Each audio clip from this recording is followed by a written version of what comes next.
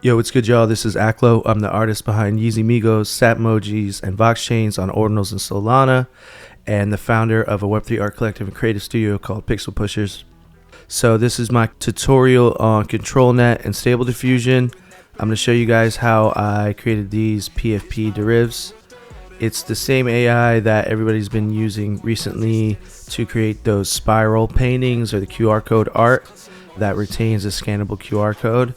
So that's the ControlNet model we're going to use that allows you to take any graphic like a logo or text and use it to control the composition of a stable diffusion generated image using a text prompt. So all the links are going to be available in the description. So this is a copy of Stable Diffusion 1.5, the web UI inside of Google Colab Pro, which allows me to access a way better computer than my MacBook laptop. You know, really good GPU, really good RAM and all that. I did pay for the Pro version, like $10 for like about a month's worth of use. So I could use this version of Stable Diffusion, but there are ways to do it for free as well. So first step would be to run this here. You don't have to worry about everything in here. This is just the code to install everything. Makes it easy for you to just do it all in one click. It's going to output a bunch of text here. This part will take a while for you guys. I already ran it, so it'll be pretty quick. Okay, while that runs, you can hop over to the Hugging Face link to grab the ControlNet QR code model. So you're going to need this safe tensor file right here and this YAML file. Download those two, bring it in here to Google Colab Pro. You can open up this file system if it isn't already open right here. Open up the Stable Diffusion web UI folder. That's, you know, this build right here. Open up models. And this is the folder ControlNet where you want to drop those two files. I already uploaded them. And the next step is we're going to need the Stable Diffusion checkpoint. So I'm using the ICB INP, can't believe it's not photography model. And then there's also this one called Realistic Vision, which I might start using this one. It's a little more photorealistic, it seems like. They're both like 2 gigs, so it'll take a while to download. It'll take even longer to upload, but that's probably the most time consuming part. So once you have all that set up, it's actually pretty easy. So okay, we got the public web UI URL here, the gradio link. So I don't know how that's pronounced, gradio, whatever. So you go here to access the web UI.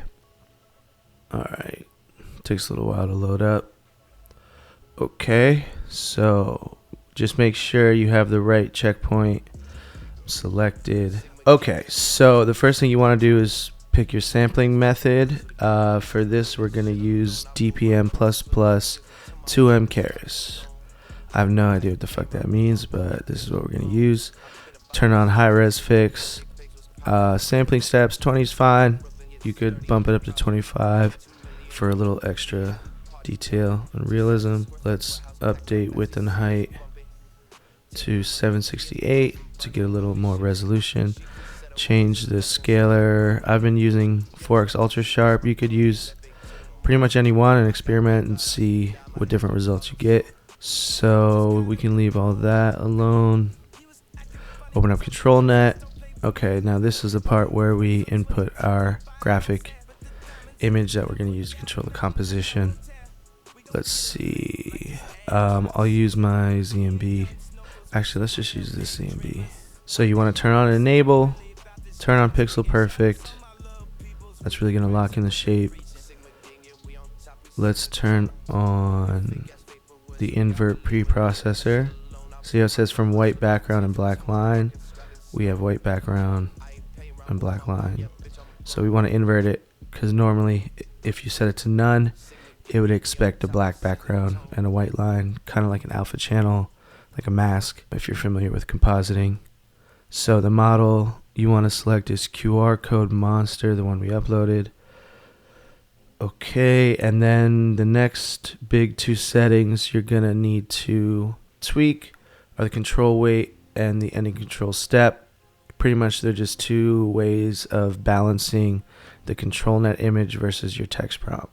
So this will turn you all the way up on the ControlNet image and really lock in your shape.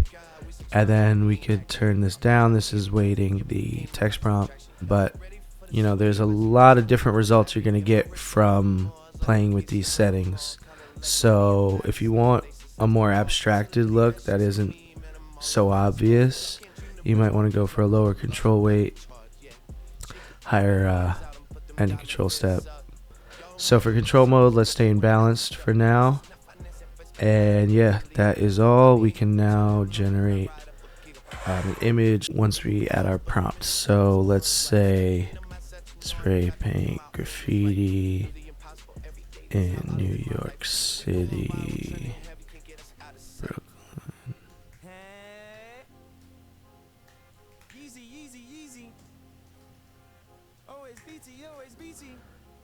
Negative prompt.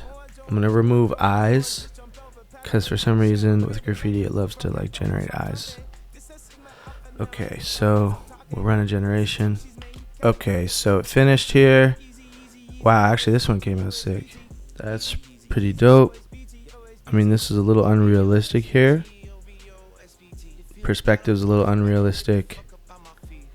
The aesthetic is perfect, but I would say the realism is a little off, but you know, it's AI, so that kind of makes it cool too. But that's where, you know, playing with these settings would come into play. So you could potentially say my prompt is more important if you're already maxed out here, or you could come down on the control weight and that might help the realism pop a little more. You also just want to run a lot of generations because you're just going to get a lot of variation even with the same exact settings. So that's the super quick surface level, 10-minute tutorial to get you up and running, to get your first PFP to Riv generated. But from there, there's a ton more you can do to tweak these settings. And yeah, it's pretty limitless what's possible. So yeah, make sure to follow Pixel Pushers on Kick and YouTube. This is AKLO. I'm going to keep dropping more tutorials and a whole bunch of more art too, of course. Scribing just to get by, stack your size until it gets sky high.